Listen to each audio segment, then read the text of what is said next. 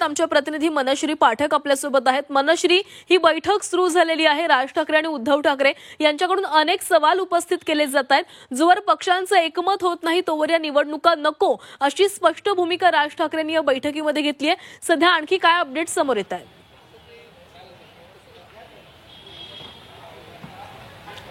एक मुख्य प्रश्न आता मांडण्यात आलेला आहे निवडणूक आयोगासमोर। काल जी बैठक झालेली होती चोक्कलिंगम यांच्यासोबत, काहींची उत्तरं आमच्याकडे आहेत, काहींची उत्तरं आमच्याकडे नाहीत, अशा पद्धतीची उत्तरं आम्हाला देण्यात येतात। याविषयी स्पष्टपणे नाराजी सुरुवातीलाच उद्धव ठाकरे यांनी व्यक्त केली आणि त्यानंतर सगळ्यात महत्त्वाचं या बैठकीमध्ये प्रकर्षाने जाणवलेली बाब म्हणजे राज ठाकरे या बैठकीत चांगलेच आक्रमक झालेले आपल्याला बघायला मिळाले। निवडणुका या राजकीय पक्षांना लढवाव्या लागतात, त्याच्यामुळे निवडणुका लढवताना मतदार यादी ही आम्हाला दाखवायला हरकत काय, असा थेट सवाल राज ठाकरेंनी उपस्थित केलेला आहे। इतकंच नाही तर सर्व पक्षीयांचं जोपर्यंत मतदार यादीतल्या घोळाबाबत एकमत होत नाही तोपर्यंत निवडणूक कार्यक्रम राबवता येणार नाही अशी स्पष्ट भूमिका राज ठाकरेंनी घेतलेली आहे। जोपर्यंत आमच्या सगळ्या प्रश्नांना समाधानकारक अशी उत्तरं मिळत नाही तोपर्यंत आम्ही हा निवडणूक कार्यक्रम मान्य करणार नाही अशी स्पष्ट भूमिका राज ठाकरेंची आहे। इतकंच नाही तर त्यांनी अनेक उदाहरणं सुद्धा या दरम्यान दिलेली आहेत की मुलीचं वय हे जवळपास 100 वर्षापेक्षा सुद्धा जास्त आहे आणि तिच्या वडिलांचं वय हे केवळ 40 वर्ष आहे। तर अशा प्रकारच्या घोळावर सुद्धा राज ठाकरेंनी बोट ठेवलेलं आहे। इतकंच नाही तर जयंत पाटील आणि आव्हाड हे सुद्धा या बैठकीमध्ये चांगलेच आक्रमक झालेले आपल्याला बघायला मिळाले। उद्धव ठाकरे यांनी सुरुवातीला या बैठकीच्या सुरुवातीला जेव्हा या बैठकीची सुरुवात झाली, चर्चेची सुरुवात झाली, तेव्हा हे स्पष्ट केलेलं होतं की केवळ टोलवा टोलवी करू नका। हा जो विषय आहे मतदार यादीतल्या घोळाचा किंवा आमच्या प्रश्नांना उत्तर देण्याचा, हा अधिकार नेमका केंद्रीय निवडणूक आयोगाकडे येतो की राज्य निवडणूक आयोगाकडे येतो हे आधी स्पष्ट करा। आम्ही नेमकं कुणाकडे जायचं आहे ते आधी स्पष्ट करा। काल चोक्कलिंगम यांनी सांगितलं की काही बाबी या आमच्या अखत्यारीत येत नाही, म्हणूनच आज संयुक्त बैठकीची आखणी केलेली आहे। त्याच्यामुळे आमचं तुमचं असं करू नका, तर स्पष्टपणे आमच्या प्रश्नांची उत्तरं द्या। आणि सगळ्यात महत्त्वाचा या संपूर्ण चर्चेदरम्यान उपस्थित करण्यात आलेला जो प्रश्न आहे तो म्हणजे जर मतदार याद्यांमध्ये त्रुटी होत्या त्या संदर्भातले अनेक प्रश्न उपस्थित केले गेले होते, तशा प्रकारचा पत्रव्यवहार झाला होता।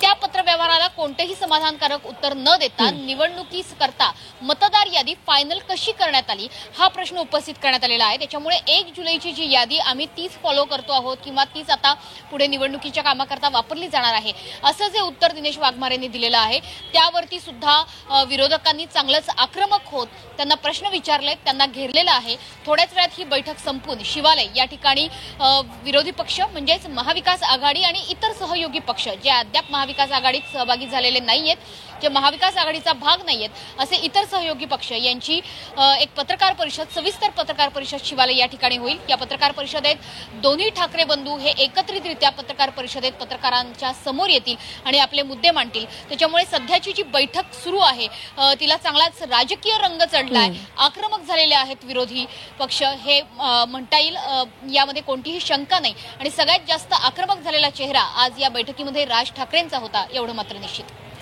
मनश्री, या बैठकीमध्ये आणखीन एक महत्त्वाचा मुद्दा मांडला गेलेला आहे, म्हणजे याच्या आधी अनेकदा विरोधकांकडून असा आरोप होत होता निवडणूक आयोग केवळ सत्ताधारी पक्षांसाठी काम करते आणि या बैठकीमध्ये त्याच मुद्द्यावर राज ठाकरेंनी भाष्य केलेलं आहे की तुम्ही केवळ सत्तेतल्या 3 पक्षांसाठी काम करत नाहीये तर तुम्ही सगळ्यांसाठी काम करताय असंही राज ठाकरेंनी म्हटलंय। अगदीच राज ठाकरेंनी नेमकं बोट ठेवलेलं आहे की मतदार याद्यांमधला घोळ ज्याच्यावरती आम्ही प्रश्न विचारतो आहोत त्यावरती आम्हाला उत्तरं दिली जात नाहीयेत। जसं त्यांनी काही उदाहरणं दिलेली आहेत, काही मतदारांची नावं घेतली की ज्यांची दुबार तिबार नावं अनेक ठिकाणी आहेत, एकच नाव एकाच मतदाराचं अनेक ठिकाणी वापरलं जात आहे। इतकंच नाही तर वयामध्ये तफावत आहे। त्याच्यामुळे सत्तेतल्या 3 पक्षांसाठी तुम्ही काम करत नाहीये, तुम्ही प्रत्येक राजकीय पक्षांसाठी काम करताय आणि राजकीय पक्षांना जे जे काही प्रश्न असतील, ज्या ज्या काही शंका त्यांच्या असतील त्यांचं निरसन करणं हे निवडणूक आयोगाचं काम आहे असं राज ठाकरेंचं म्हणणं आहे। आणि त्यांचीच रिओढत म्हणजेच आपल्याच भावाची रिओढत राज ठाकरेंच्याच मुद्द्याला पुढे घेऊन जात उद्धव ठाकरे सुद्धा म्हणलेले आहेत की तुम्ही हुकुमशाही करायची आणि आमच्याकडून तुम्ही अपेक्षा करणार की आम्ही लोकशाही पाळू, तर असं होणार नाही जोपर्यंत मतदार याद्यांमधल्या घोळासंदर्भात आमच्या शंकांना प्रश्नांना उत्तरं मिळत नाही, त्या सगळ्या शंकांचं निरसन होत नाही आणि मतदार यादीतला घोळ हा संपूर्णपणे नाहीसा होत नाही तोपर्यंत निवडणुका घेऊ नका। आम्ही 2022 म्हणजे याच्या पूर्वी आम्ही बसलेलो आहोत, त्यावेळेस आम्ही कदाचित दुर्लक्ष केलेलं असेल, मात्र आता अशा प्रकारे स्थानिक स्वराज्य संस्थांच्या निवडणुका आम्ही होऊ देणार नाही असा आक्रमक पवित्रा आता दोन्ही ठाकरे बंधूंनी घेतलेला आपल्याला बघायला मिळतोय। मनश्री, या सगळ्या आक्रमक पवित्र्यानंतर आता निवडणूक आयोगाकडून कधीपर्यंत उत्तर येणं अपेक्षित आहे? तिथल्या तिथे या सगळ्या पक्षांना, नेत्यांना उत्तरं दिली जातील की वेळ मागितला जाईल? काय वाटतं?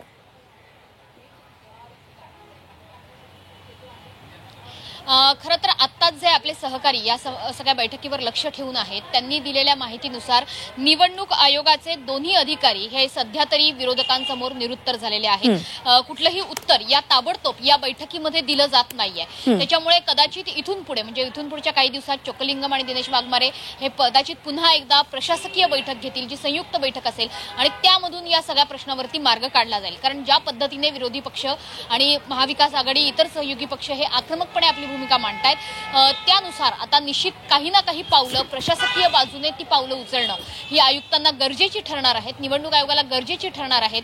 कदाचित इथून पुढच्या ज्या निवडणुका असतील, मग त्या स्थानिक स्वराज्य संस्थांच्या निवडणुका असतील किंवा त्यानंतर होणाऱ्या निवडणुका असतील, त्या निवडणुकांमधले मुद्दे, त्या निवडणुकांमधलं राजकारण हे आता मतदार याद्यांच्या घोळाभोवतीच फिरणार असल्याचं स्पष्ट चित्र आता हळूहळू दिसायला लागलेलं आहे. आणि हा सगळ्यात मोठा मुद्दा येणाऱ्या निवडणुकांमध्ये सुद्धा असेल, महापालिकेच्या निवडणुकांमध्ये असेल, की विरोधी पक्ष मतदार यादीतल्या घोळाच्या या मुद्द्यावरती आक्रमकपणे आपली बाजू मांडताना दिसेल. आणि अर्थातच सत्ताधारी पक्ष असेल किंवा प्रशासकीय बाजू असेल सत्ताधाऱ्यांची, ती नेमकी कशा पद्धतीने मांडली जाते हे बघणं आता महत्त्वाचं आहे. त्याच्यामुळे प्रशासकीय बाजू मांडण्याकरता कदाचित आयुक्त आणि इतर प्रशासकीय अधिकारी हे लवकरात लवकर एक बैठक घेतील आणि त्यानंतर या संपूर्ण प्रश्नांना उत्तर देतील. कदाचित त्यांची एक प्रेस नोट ही सुद्धा माध्यमांसमोर यायला हरकत नाहीये. तशा पद्धतीची प्रेस नोट ही कदाचित काढली जाईल आज दिवसअखेरपर्यंत. तशी एक प्रक्रिया असते, तशी एक सिस्टीम असते. मात्र ज्या पद्धतीने सध्या बैठकीतून बाहेर येणाऱ्या बातम्या आहेत त्या बातम्यांनुसार आक्रमक झालेले असताना विरोधक त्यांच्यापुढे आता निवडणूक आयुक्त अजिबात काही बोलत नाहीयेत, ते निरुत्तर झालेले आहेत, असं सध्याचं चित्र आपल्याला बघायला मिळत आहे. मनश्री, आज जर या बैठकीमध्ये या विरोधकांना उत्तरं मिळाली नाही तर विरोधक आक्रमक होऊ शकते याच्यासाठी, कारण विरोधकांनी याआधी देखील म्हटलेलं आहे की अनेकदा पत्रव्यवहार करून सुद्धा आयोगाकडून आम्हाला कोणतंही उत्तर येत नाही आणि आज समोर बसून सुद्धा जर आम्हाला उत्तरं मिळाली नाही तर विरोधक आणखी आक्रमक होऊ शकतात. काय भूमिका असू शकेल मग त्यांची? एक सगळ्यात महत्वाची बातमी येते, राज ठाकरेंनी या बैठकीमध्ये मागणी केलेली आहे की निवडणूक पुढे ढकला.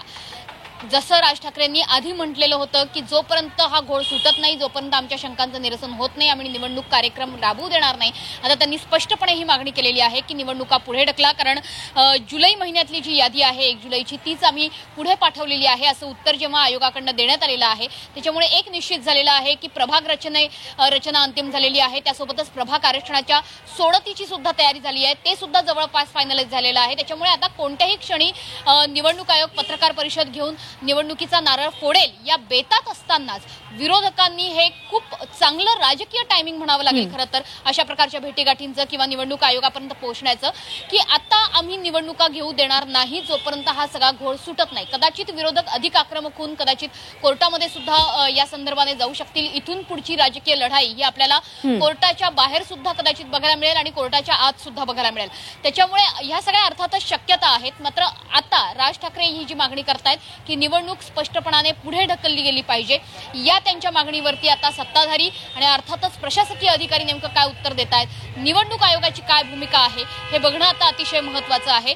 सगळ्यात महत्वाचं की मतदार याद्यांमधला घोळ, त्याचे अनेक दाखले खरं तर संपूर्णपणे पुढे येत आहेत. काँग्रेसचे जे नेते आहेत विजय वडेट्टीवार, ते सुद्धा आता आक्रमक झालेले आहेत.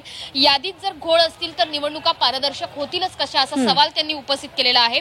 यासोबतच आणखी एक महत्वाचं नाव या बैठकीत सध्या चर्चेला जाते, ते म्हणजे देवांग दवे. हा नेमका कोण आहे देवांग दवे याची माहिती घेण्याची मागणी वडेट्टीवारांनी केलेली आहे. हा माणूस भाजपचा असल्याचा आरोप सुद्धा त्यांनी केलेला आहे. निवडणूक आयोगाचा मीडिया हा माणूस हँडल करत असल्याचा एक खळबळजनक आरोप विजय वडेट्टीवार करतायत. त्याच्यामुळे पुन्हा एकदा राज ठाकरे यांची रिओळत, राज ठाकरे यांचाच मुद्दा पुढे घेऊन जात उद्धव ठाकरे सुद्धा मागणी करतायत की सत्य स्वीकारा, निवडणूक याद्यांमध्ये मतदार याद्यांमध्ये घोळ आहे हे मान्य करा आणि निवडणूक रद्द करा, अशी स्पष्टपणे मागणी आता उद्धव ठाकरे करतायत. त्याच्यामुळे राज ठाकरे आणि उद्धव ठाकरे हे दोन्ही ठाकरे बंधू त्यांची अधिकृत युती जाहीर होण्याच्या आधीच निवडणूक आयोगाच्या विरोधात मतदार यादीतल्या घोळांच्या संदर्भात एकवाक्यता यांच्यात आहे हे दिसून येतंय.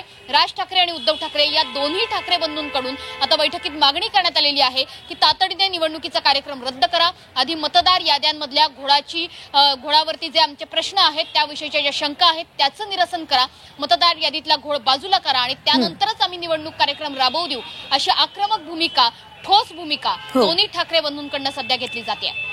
मनसे मनसेकडून राज ठाकरे आपली भूमिका मांडतायत, शिवसेना उद्धव बाळासाहेब ठाकरे पक्षाकडून उद्धव ठाकरे स्वतः आहेत, काँग्रेसकडून देखील वडेट्टीवार आहे, त्या ठिकाणी बाळासाहेब थोरात आहेत. मात्र राष्ट्रवादीकडून आज शरद पवार अनुपस्थित येते महत्वाच्या बैठकीला. राष्ट्रवादी शरदचंद्र पवार पक्षाकडून नेमकं कोण बाजू मांडतंय आणि काय काय भूमिका घेतली जाते त्या ठिकाणी?